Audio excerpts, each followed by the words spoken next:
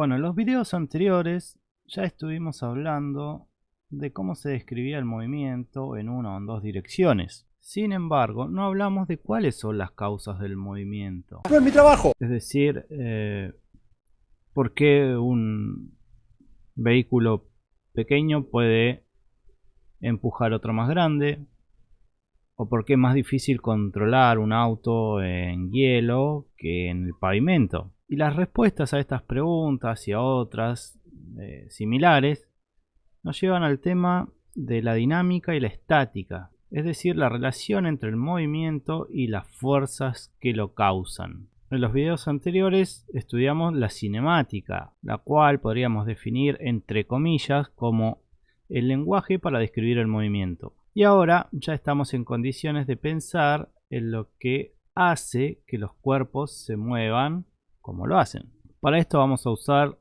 dos conceptos nuevos, que son la fuerza y la masa. Y estos están establecidos en las leyes fundamentales que fueron enunciadas por Newton. A modo de dato histórico, esto se publicó en el año 1687 en su Tratado de Principios Matemáticos de la Filosofía Natural. Es un libro que pueden descargar en internet. El original está en latín, hay una traducción al inglés y también al español. Las leyes de Newton no son producto de deducciones matemáticas, sino una síntesis que los físicos han descubierto al realizar un sinnúmero de experimentos con cuerpos en movimiento. Newton usó las ideas y las observaciones que muchos científicos hicieron antes que él, científicos como Copérnico, Kepler y especialmente Galileo, quien curiosamente murió el mismo año en que nació Newton. Estas leyes son verdaderamente fundamentales porque no pueden deducirse ni demostrarse a partir de otros principios. Las leyes de Newton son la base de la mecánica clásica. También se la llama mecánica newtoniana, y al usarla vamos a ser capaces de comprender los tipos de movimiento más conocidos. Los límites de estas leyes se encuentran en situaciones que implican rapideces muy altas, es decir, velocidades cercanas a las de la luz, o para tamaños muy pequeños, como puede ser dentro del átomo. El planteamiento de estas leyes, las leyes de Newton, es sencillo, pero siempre está la dificultad para comprenderlas y manejarlas. La razón es que antes de estudiar física hemos pasado años caminando, lanzando pelotas, empujando cajas, haciendo una infinidad de cosas que implican movimiento. Al hacerlo hemos desarrollado ciertas ideas de, entre paréntesis, sentido común con respecto al movimiento y sus causas, pero muchas de estas ideas no resisten un análisis lógico. La idea de los estudios de estas leyes y de la estática y la dinámica es ayudarnos a reconocer cuando las ideas de sentido común nos llevan al error, como habíamos visto en el caso anterior con la caída de los cuerpos, y cómo ajustar nuestro entendimiento del mundo físico de modo que sea congruente con lo que nos dicen los experimentos. En el lenguaje cotidiano, fuerza es sinónimo de empujón o de tirón. Una mejor definición es que una fuerza es una interacción entre dos cuerpos o entre un cuerpo y su ambiente. Esta es la causa de por qué siempre nos referimos a la fuerza que un cuerpo ejerce sobre un segundo cuerpo. Cuando empujamos un auto que se quedó en la nieve, hacemos una fuerza sobre el auto. Un cable de acero ejerce una fuerza sobre la viga que se levanta en una construcción, y así hay numerosos ejemplos. La fuerza es una cantidad vectorial. Podemos empujar un cuerpo o tirarlo en diferentes direcciones. Ahora bien, la fuerza tiene su unidad en el sistema internacional, que es la que vamos a manejar. Dicha unidad es el Newton. Hay otras como el kilogramo fuerza o la libra fuerza. Acá les muestro las equivalencias.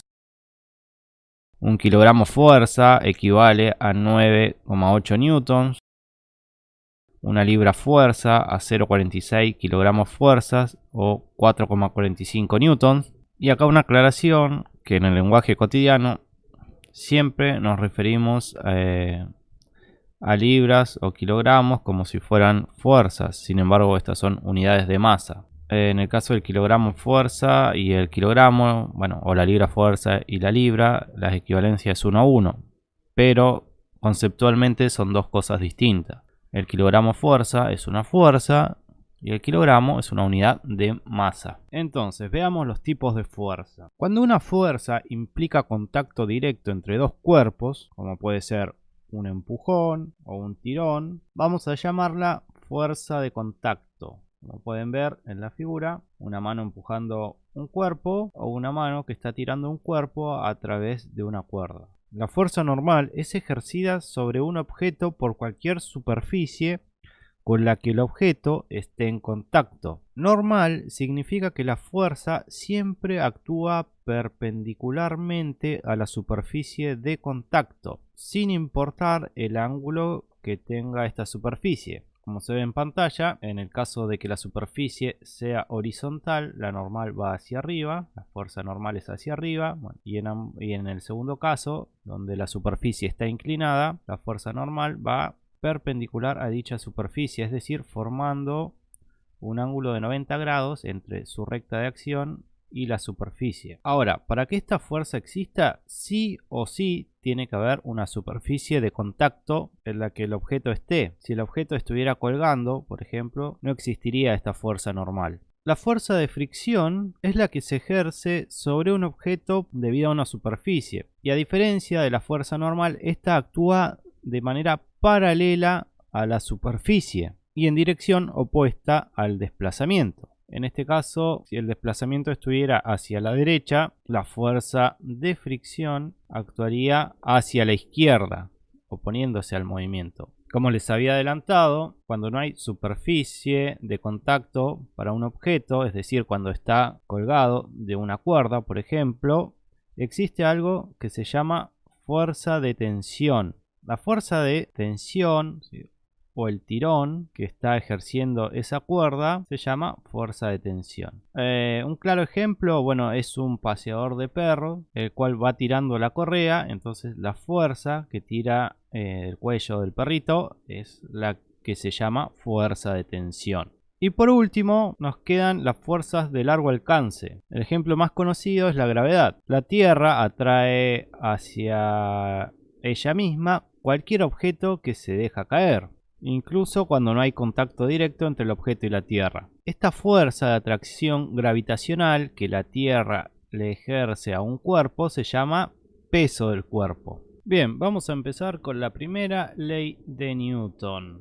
Hasta ahora vimos algunas propiedades de las fuerzas, pero todavía no dijimos cómo afectan al movimiento. No es mi trabajo. Entonces vamos a empezar considerando ¿qué sucede cuando la fuerza neta sobre un cuerpo es cero? La lógica nos lleva a pensar que si un cuerpo está en reposo y ninguna fuerza neta está actuando sobre él, o sea, no hay un empujón, no hay un tirón, el cuerpo se va a quedar en reposo. Pero, ¿qué sucedería si la fuerza neta es cero y actúa sobre un cuerpo en movimiento? Para eso vamos a ver estos casos. Supongamos un disco, como el que está en la figura A. Está en una mesa horizontal y ustedes le aplican una fuerza horizontal con la mano. Cuando dejan de empujar el disco, no va a seguir moviéndose indefinidamente. Se va a frenar y eventualmente se va a detener. Para mantener el movimiento van a tener que seguir empujando. Es decir, van a tener que seguir aplicándole una fuerza. Entonces podríamos llegar a la conclusión de sentido común que los cuerpos en movimiento naturalmente se detienen y que necesitan una fuerza para mantener el movimiento. Ahora pasemos al segundo ejemplo, al B. El disco lo empujan sobre una superficie lisa, horizontal, pero de hielo. Ustedes empujan el disco y cuando lo dejan de empujar van a ver que se deslizó mucho más lejos antes de frenarse. Es decir, el movimiento se mantuvo por una mayor distancia. Y ahora miremos el ejemplo 3, donde lo ponen, por ejemplo, en una mesa de tejo. O sea, donde hay una superficie que debajo tiene un colchón de aire. Si ustedes empujan el disco en esta superficie, van a ver que llega mucho más lejos que en el hielo y que la superficie rugosa del ejemplo A. En cada caso, lo que frenó al disco es la fricción, es decir, esa interacción entre la superficie inferior de la mesa, de la película de hielo o del colchón de aire y el disco de hockey. Cada superficie ejerce una fuerza de fricción sobre el disco, la cual va a reducir el movimiento. Como ya les había dicho, la diferencia está en la magnitud de la fuerza de fricción. El hielo ejerce menos fricción que la mesa rugosa y el disco va a viajar más lejos. Por otro lado, las moléculas de gas de la mesa de tejo o la superficie que esté generando el colchón de aire son las que menos fricción ejercen. Si pudiéramos eliminar totalmente la fricción, el disco viajaría indefinidamente, es decir, no se detendría nunca. Y no se necesitaría una fuerza para mantener el disco en movimiento,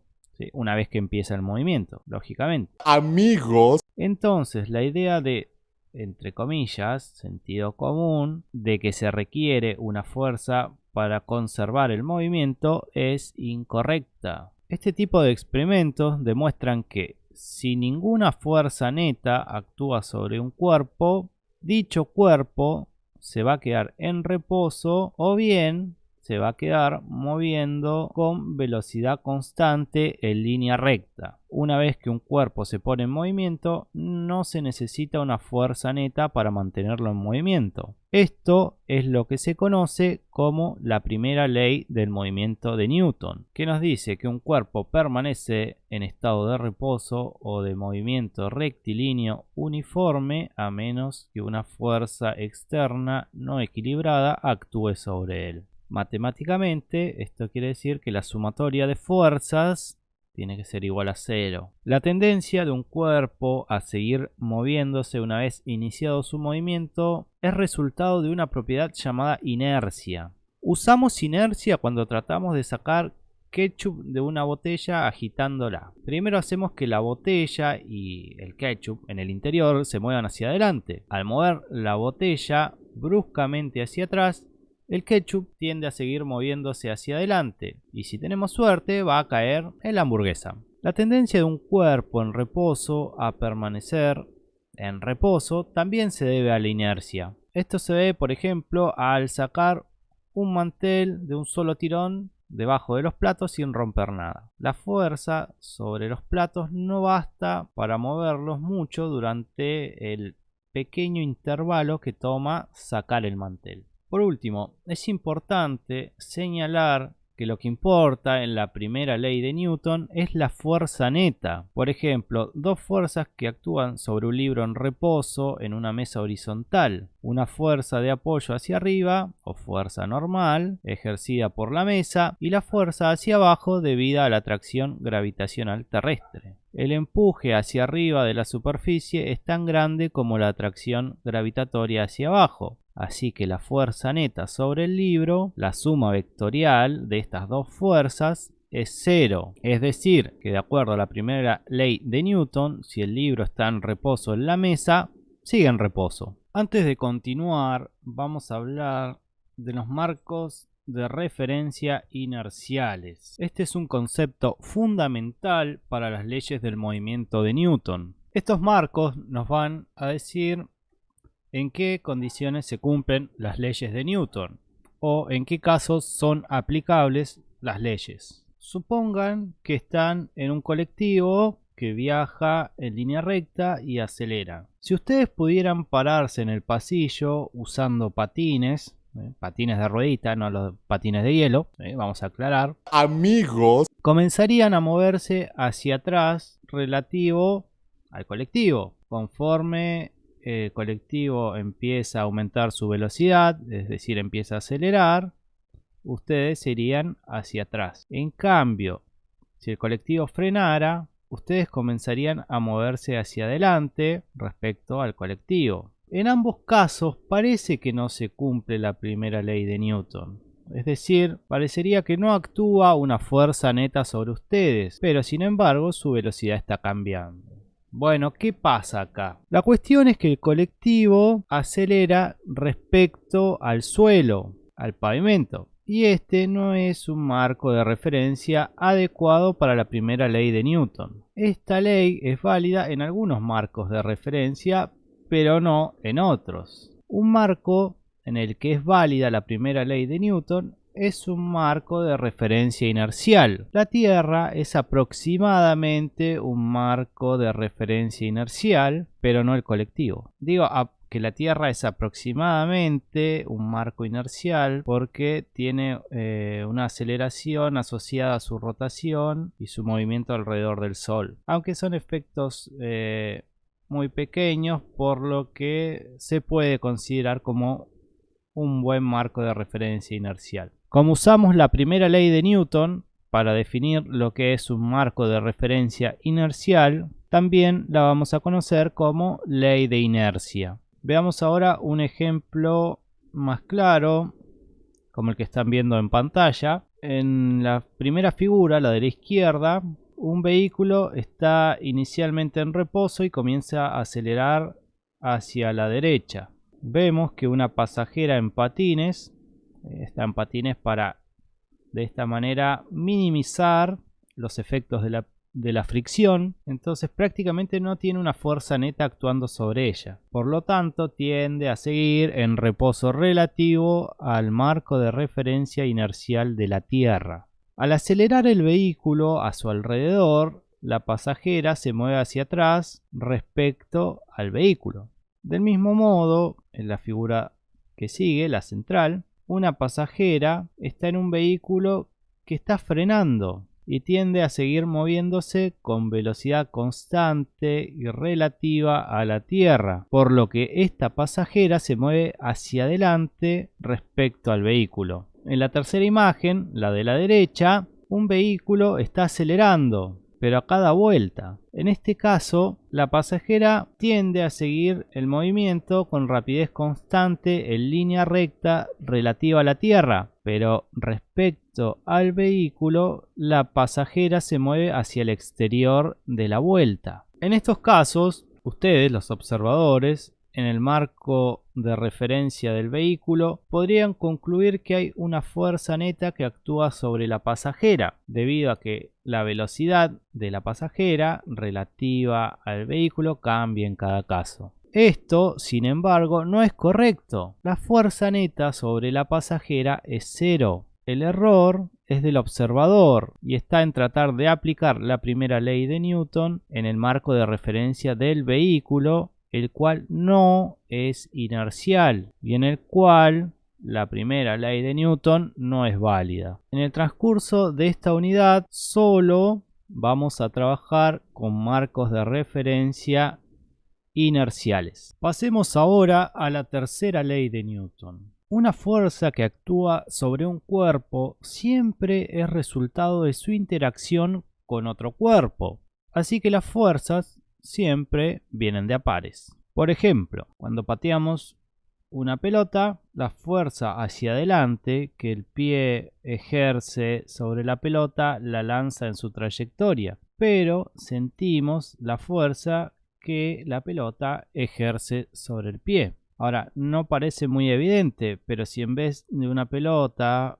pateáramos una piedra, el dolor que sentiríamos le haría dar cuenta hasta incluso el mismo pie, que es la fuerza que ejerce la piedra sobre el pie. En todos estos casos, la fuerza que ejercemos sobre el otro cuerpo tiene dirección opuesta a la que el cuerpo ejerce sobre nosotros. Los experimentos muestran que al interactuar dos cuerpos, las fuerzas que ejercen mutuamente son iguales en magnitud y opuestas en dirección. Y esta es la tercera ley del movimiento de Newton. Y nos dice que si el cuerpo A ejerce una fuerza sobre el cuerpo B, es decir, una acción, entonces B ejerce una fuerza sobre A, una reacción. Estas dos fuerzas tienen la misma magnitud, pero dirección opuesta y actúan sobre diferentes cuerpos.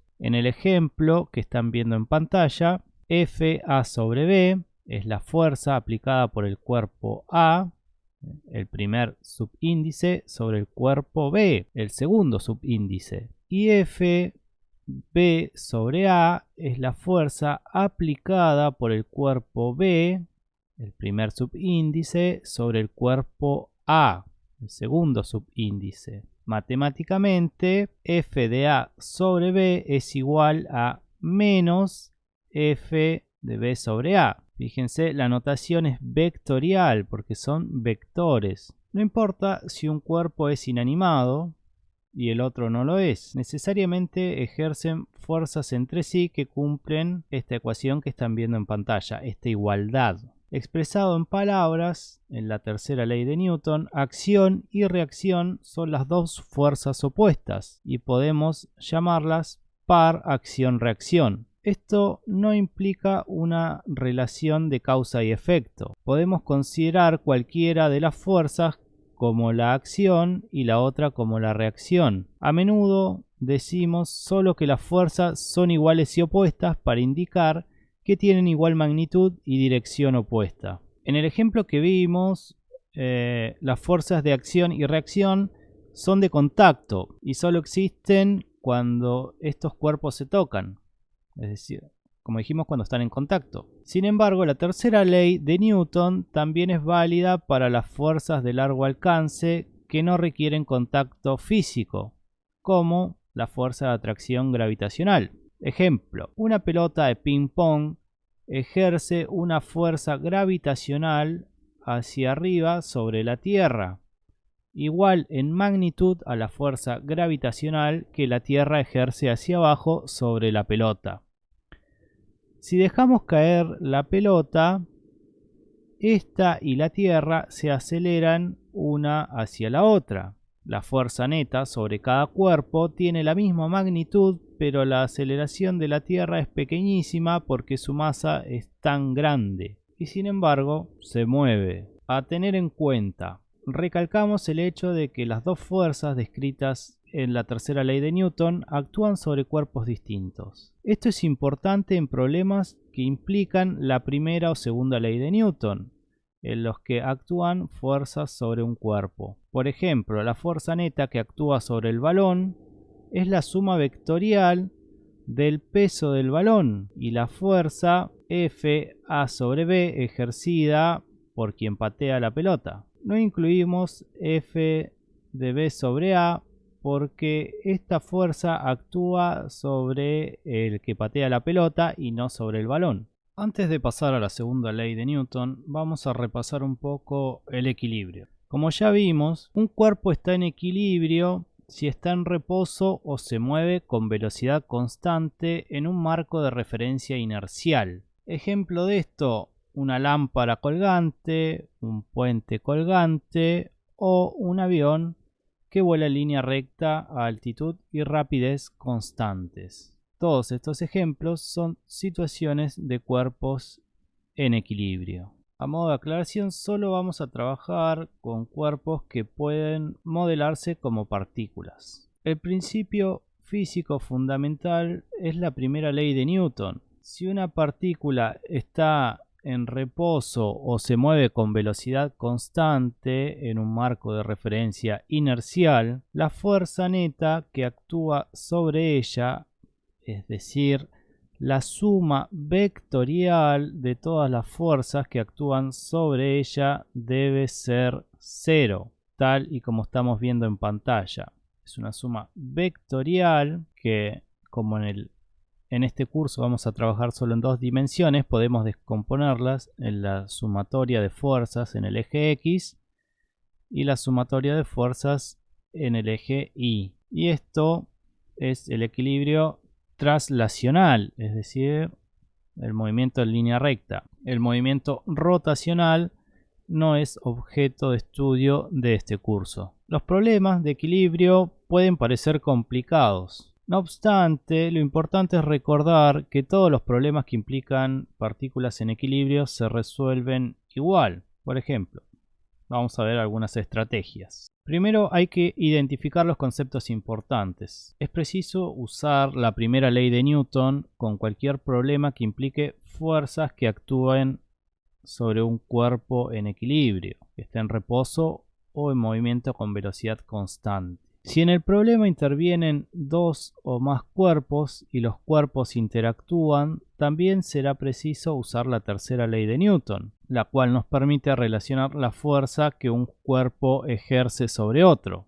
También hay que identificar las incógnitas del problema. En general, estas incógnitas suelen ser la magnitud de una de las fuerzas, las componentes de una fuerza o la dirección, es decir, el ángulo de la fuerza. Luego hay que plantear el problema, hacer un dibujo sencillo de la situación, no necesariamente un cuadro de Picasso, simplemente un esquema sencillo con las dimensiones y los ángulos. En este diagrama hay que preguntarse qué interactúa con el cuerpo, hay que marcar cada una de las fuerzas, esto se llama diagrama de cuerpo libre, ahora lo vamos a ver, y hay que elegir un eje de coordenadas, un par de ejes X, Y, e indicar hacia dónde está la dirección positiva de cada eje. Luego hay que ejecutar la solución, obtener las componentes de cada fuerza, igualar a 0 la suma algebraica de las componentes X o Y de las fuerzas. Si hay dos o más cuerpos, hacer lo mismo para cada cuerpo. Repetir,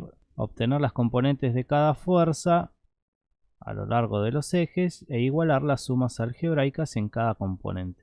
Y lo más importante, asegurarse de tener la misma cantidad de ecuaciones independientes que de incógnitas, ¿sí? Tenemos que tener tantas ecuaciones como incógnitas para que el sistema se pueda resolver. Y finalmente hay que evaluar la respuesta, es decir, verificar que los resultados sean consistentes. Los diagramas de cuerpo libre. Estos diagramas son indispensables para identificar las fuerzas pertinentes al fenómeno que estamos observando. En un diagrama de cuerpo libre se muestra el cuerpo elegido, solo, libre de su entorno, con vectores que muestren las magnitudes y direcciones de todas las fuerzas aplicadas sobre el cuerpo por todos los cuerpos que interaccionan con él. Ejemplo de esto estamos viendo en pantalla. Pueden ver, hay un punto central del que parten las fuerzas A, B y C. No hay que olvidar incluir todas las fuerzas que actúan sobre el cuerpo y hay que tener cuidado de no incluir fuerzas que el cuerpo ejerce sobre otro cuerpo. En particular, las dos fuerzas de un par acción-reacción nunca deben aparecer en el mismo diagrama de cuerpo libre, porque nunca actúan sobre el mismo cuerpo. Tampoco se incluyen las fuerzas que un cuerpo ejerce sobre sí mismo, ya que éstas no pueden afectar su movimiento. Al terminar de dibujar un diagrama de cuerpo libre, deben ser capaces de contestar para cada fuerza la pregunta: ¿qué otro cuerpo está aplicando dicha fuerza? Si no puede responderla, entonces quizás está tratando con una fuerza inexistente. Hay que tener cuidado de evitar fuerzas ficticias como la fuerza de aceleración, esta fuerza MA. MA no es una fuerza, es el producto de la masa por un vector que es la aceleración. Si en un problema intervienen dos o más cuerpos, hay que descomponer el problema y dibujar un diagrama de cuerpo libre para cada cuerpo, es decir, cada objeto con su diagrama de cuerpo libre. En la figura que estamos viendo en pantalla se presentan algunas situaciones reales y los diagramas de cuerpo libre correspondientes. Fíjense que en cada situación una persona ejerce una fuerza sobre algo de su entorno, pero la fuerza que se destaca en el diagrama de cuerpo libre de la persona es la reacción de los alrededores sobre la persona. En el primer caso vemos acá la fuerza de salida sobre la corredora. Esta tiene una componente vertical que contrarresta su peso y una componente horizontal grande que la acelera. En el segundo caso tenemos un jugador como un objeto en caída libre. Cuando saltó, el jugador empujó hacia abajo contra el piso, incrementando la fuerza de reacción hacia arriba de la normal del piso sobre él. Y en el tercer caso tenemos un buzo, el cual tiene hacia arriba una fuerza de flotabilidad ejercida por el agua para contrarrestar el peso del buzo. Tenemos el peso del buzo hacia abajo, W. Tenemos una fuerza de arrastre, una fuerza que se opone al movimiento del buzo, y la fuerza de empuje, que es causada por el pataleo que realiza el buzo para moverse. Ahora vamos a ampliar un poco lo que son las fuerzas de fricción. Estas fuerzas existen siempre que hay un cuerpo moviéndose y está en contacto con otro cuerpo, y se debe a que una superficie se adhiere contra la otra y a que encajan entre sí las irregularidades de las superficies de rozamiento. Es precisamente esta fricción la que mantiene a un clavo dentro de una tabla, la que nos permite caminar y la que hace que los frenos del auto cumplan su función. Hay otros casos en los que es indispensable minimizar esta fricción. Por ejemplo, la fricción, ¿sí?, en ciertas máquinas causa desgaste y genera calor, entonces nos lleva a pérdidas. Acá no es buena la fricción.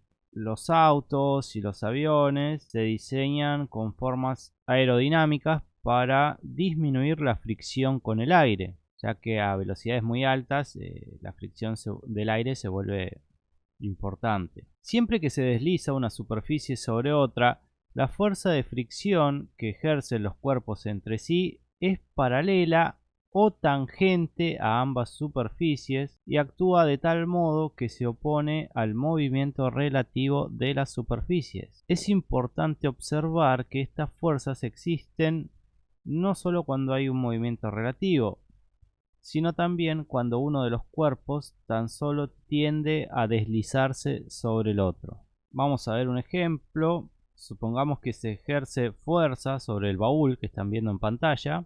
Al principio el bloque no se mueve debido a la acción de una fuerza llamada fuerza de fricción estática. En este caso la simbolizamos como F subíndice S.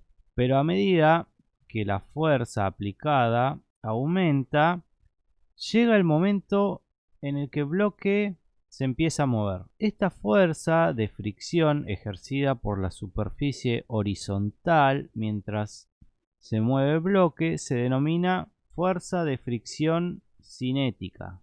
La simbolizamos como F subíndice K. Las leyes que rigen a las fuerzas de fricción se determinan experimentalmente en el laboratorio utilizando un aparato más o menos similar al que les voy a mostrar en pantalla. Supongan una caja de peso W mayúscula colocada sobre una mesa horizontal y atada con una cuerda que pasa por una polea ligera y sin fricción. Esta es la figura A, la de la izquierda. Y además, en el otro extremo de la cuerda se cuelgan varias pesas. Todas las fuerzas que actúan sobre la caja y las pesas se presentan en sus diagramas de cuerpo libres que se ven en las figuras del medio y de la derecha. Consideremos además que el sistema está en equilibrio, lo que implica que la caja está en reposo o se mueve a velocidad constante. En cualquier caso podemos aplicar la primera condición de equilibrio. Si aplicamos la primera condición de equilibrio, teníamos para nuestro bloque, tenemos en X una tensión tirando hacia la izquierda, por eso aparece negativa, y una fuerza hacia la derecha. En el eje de la Y tenemos hacia abajo el peso y hacia arriba la normal al peso. Como ambas igualdades son a cero, entonces la primera fuerza es igual a la tensión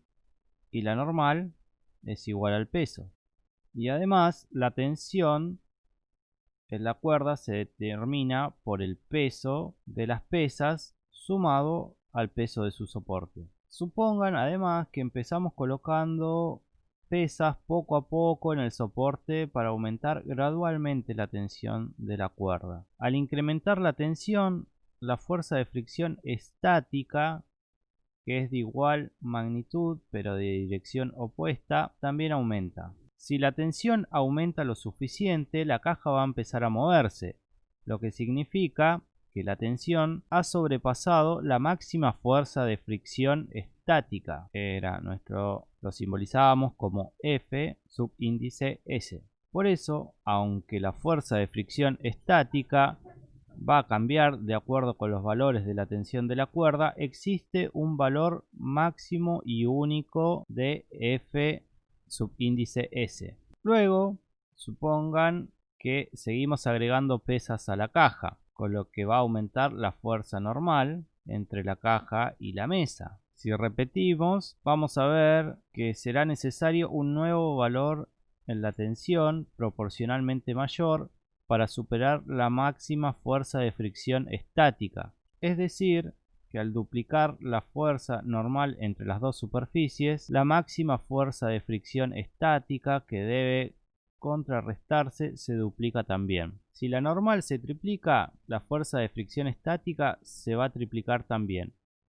Y lo mismo ocurre para los demás factores. Por tanto, decimos que la fuerza máxima de fricción estática es directamente proporcional a la fuerza normal entre las dos superficies. A los fines prácticos lo expresamos en términos de igualdad. Decimos que la fuerza de fricción estática es el producto entre el coeficiente de fricción estática por la fuerza normal en el objeto. A los fines prácticos, esta fuerza de fricción siempre es menor o igual. Y además, bueno, el símbolo para el coeficiente de fricción estática es la letra griega mu con un subíndice S. Mu no tiene dimensiones.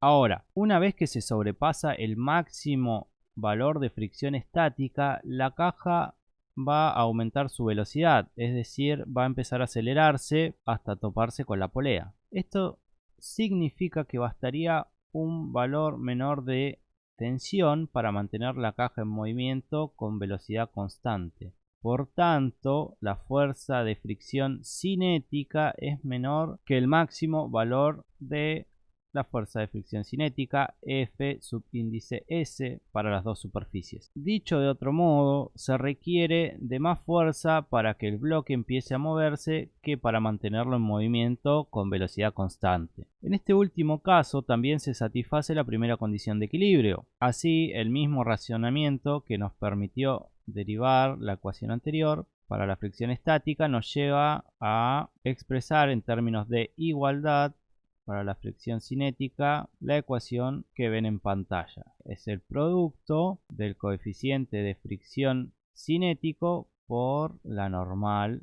en el objeto. Ambos coeficientes de proporcionalidad, el mu estático y el mu dinámico, dependen de la rugosidad de las superficies. Estos valores siempre van a ser proporcionados en los enunciados del ejercicio.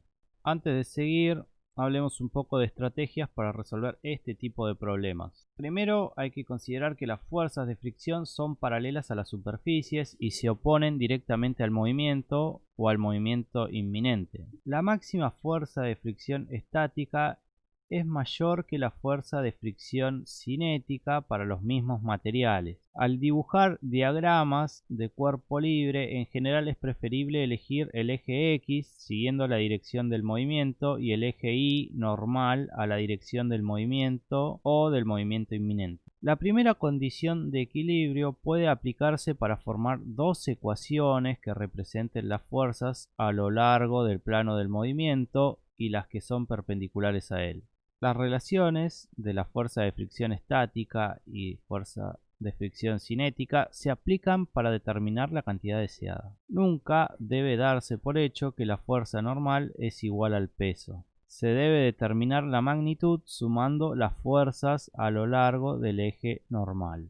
Bien, ahora vamos a ver la segunda ley de Newton. Al tratar la primera ley, vimos que cuando ninguna fuerza o una fuerza neta cero actúa sobre un cuerpo, este se va a mover con aceleración cero y su velocidad va a ser constante. En la figura que están viendo en pantalla, un disco de hockey se desliza a la derecha sobre el hielo húmedo. En esta superficie la fricción es despreciable. No actúan fuerzas horizontales sobre el disco. La fuerza de la gravedad hacia abajo y la fuerza de contacto hacia arriba ejercida por el hielo se cancelan. Así, la fuerza neta que actúa sobre el disco es cero. El disco tiene aceleración cero y su velocidad es constante. Sin embargo, ¿qué sucede si la fuerza neta no es cero? En la segunda figura, aplicamos una fuerza horizontal constante al disco en la dirección de su movimiento.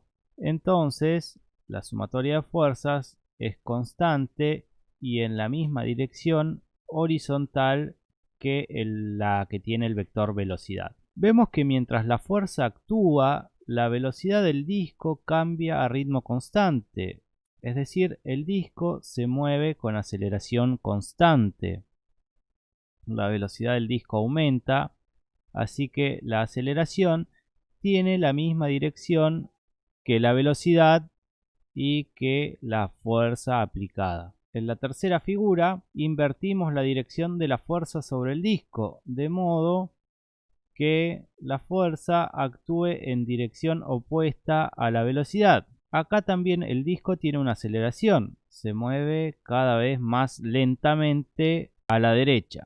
La aceleración en este caso es hacia la izquierda, en la misma dirección que la fuerza, igual que en el caso anterior. Con este experimento vemos que la aceleración es constante si la sumatoria de fuerzas aplicadas es constante. La conclusión a todo esto es que una fuerza neta que actúa sobre un cuerpo hace que éste acelere en la misma dirección que la fuerza neta. Si la magnitud de la fuerza neta es constante, como en la figura del medio y en la inferior, también lo será la magnitud de la aceleración. Estas conclusiones sobre fuerza neta y aceleración también son válidas para un cuerpo que se mueve en trayectoria curva. No lo vamos a ver, pero es bueno que lo sepa. Entonces, como resultado de estos y otros experimentos, se llega a la conclusión que el cociente de la magnitud de la sumatoria de fuerzas, fuerza neta, dividido entre la magnitud de la aceleración, nos da un valor constante. Y a este cociente lo llamamos masa inercial o simplemente masa del cuerpo. Y como vemos en pantalla, está denotado con una m minúscula y está en forma de ecuación. Es decir, la sumatoria de fuerzas es igual al producto de la masa por la aceleración, matemáticamente. La masa es una medida cuantitativa de la inercia.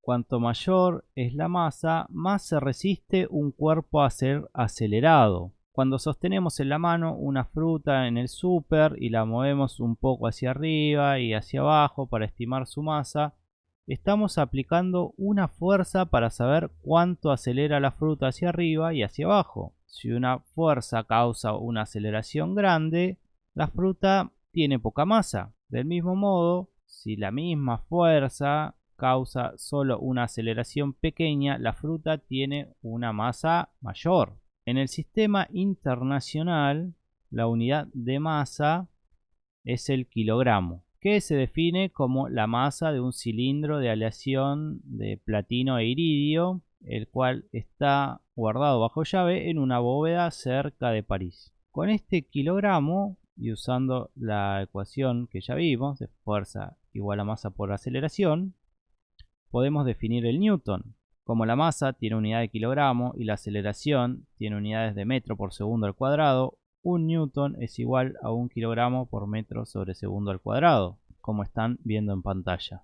Esta es una relación que tienen que recordar. Entonces ahora, si se aplica a un cuerpo una combinación de fuerzas, el cuerpo va a tener la misma aceleración, magnitud y dirección que si se aplicara una sola fuerza igual a la suma vectorial. Es decir, que el principio de superposición de fuerzas también se cumple cuando la fuerza neta no es cero y el cuerpo se está acelerando. También vimos que la dirección de la fuerza neta es igual a la dirección de la aceleración, sea la trayectoria del cuerpo recta o curva. Newton juntó todas estas relaciones y resultados experimentales en un solo enunciado conciso que ahora conocemos como la segunda ley del movimiento de Newton. Y nos dice que si una fuerza externa neta actúa sobre un cuerpo, este se acelera. La dirección de aceleración es la misma que la dirección de la fuerza neta. El vector de fuerza neta es igual a la masa del cuerpo multiplicada por su aceleración. En símbolos matemáticos lo estamos viendo como la sumatoria de fuerzas igual a masa por la aceleración. Y como dijimos, como son cantidades vectoriales, podemos descomponerlas de los tres ejes. En este curso vamos a trabajar solo en dos de ellos, los ejes X e Y. Por supuesto, uno tiene que identificar el problema en qué dirección está la aceleración.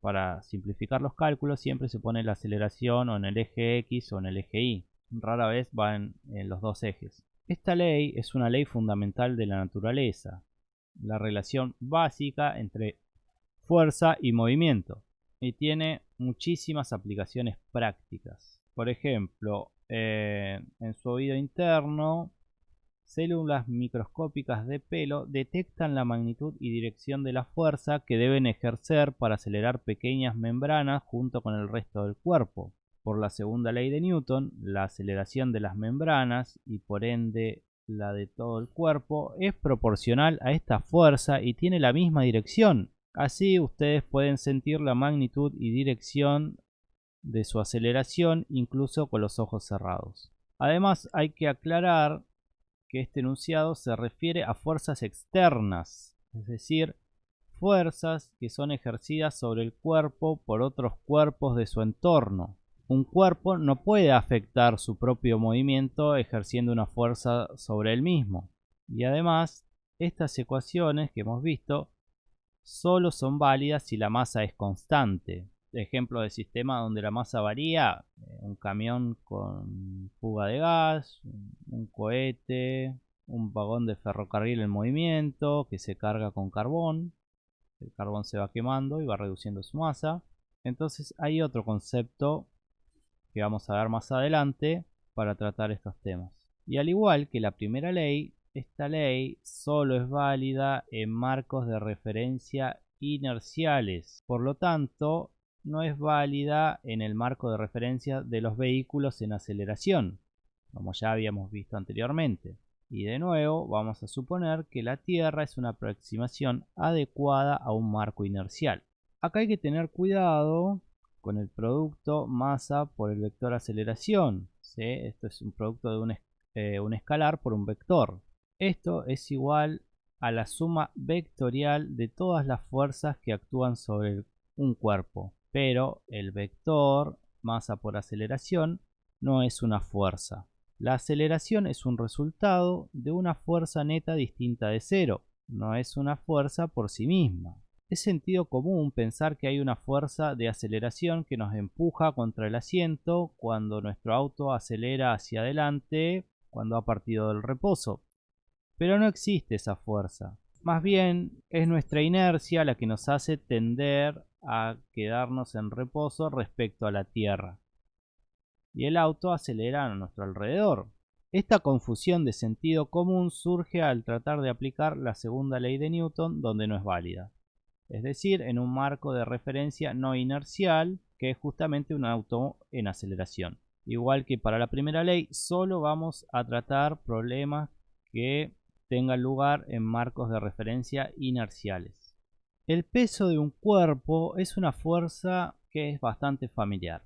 Es la fuerza con la que la Tierra atrae al cuerpo. Cotidianamente es común usar de forma incorrecta e indistinta los términos masa y peso. Un trabajo tenía. Vamos a ver un poco las diferencias de estas dos cantidades físicas. La masa caracteriza las propiedades inerciales de un cuerpo. Es lo que mantiene a los platos en la mesa cuando sacamos el mantel de un tirón. A mayor masa se necesitará más fuerza para causar una aceleración dada, como acabamos de observar en la segunda ley de Newton. El peso, en cambio, es una fuerza ejercida sobre un cuerpo por la atracción de la Tierra. La masa y el peso están relacionados. Cuerpos con masa grande tienen un peso grande. Un cuerpo en caída libre tiene una aceleración igual a g. la aceleración de la gravedad, que a los fines prácticos consideramos constante e igual a 9,8 metros por segundo al cuadrado. Y por la segunda ley de Newton, una fuerza debe producir esa aceleración. Si un cuerpo de 1 kilogramo cae con una aceleración de 9,8 metros por segundo al cuadrado, la fuerza requerida tiene una magnitud de 9,8 newton. Y esta fuerza hace que el cuerpo se acelere hacia abajo, y es la que llamamos peso. Cualquier cuerpo con masa de 1 kilogramo cercano a la superficie de la Tierra debe tener un peso de 9,8 newton para sufrir la aceleración que observamos en la caída libre. En términos más generales, un cuerpo de masa m debe tener un peso de magnitud W dada por la relación matemática igual a W igual a m por g, el producto de la masa por la gravedad. Por lo tanto, la magnitud del peso de un cuerpo es directamente proporcional a su masa.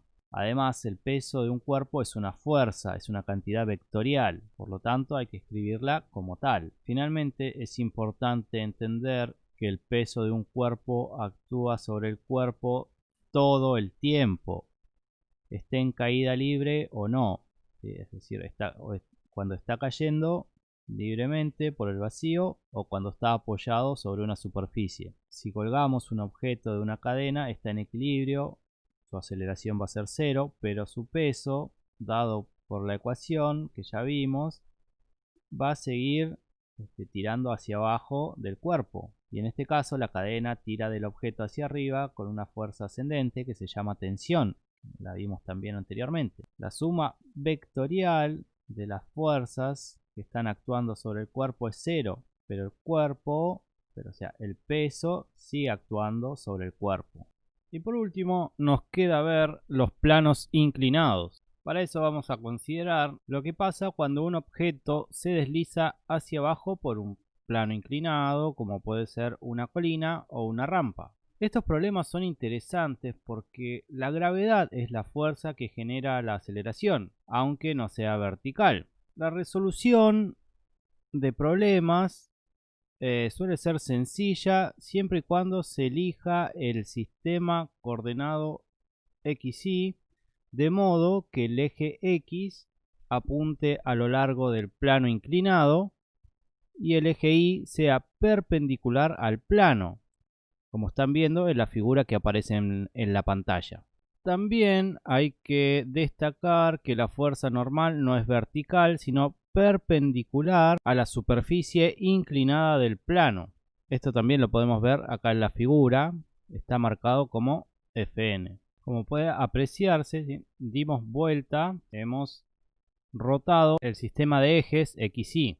Esto es muy importante. Luego tenemos que trabajar con los ángulos. Como pueden ver acá, la fuerza gravitatoria Fg debe ser descompuesta para trabajar en los ejes, ¿sí? XY, y hay que tener en cuenta el ángulo. Hay una función trigonométrica asociada a cada componente. La fuerza de fricción, por su parte, siempre va a estar paralela a la superficie del plano, así que no habría problema con ello. Y bueno, la fuerza normal tampoco, siempre y cuando este sea el sistema de ejes.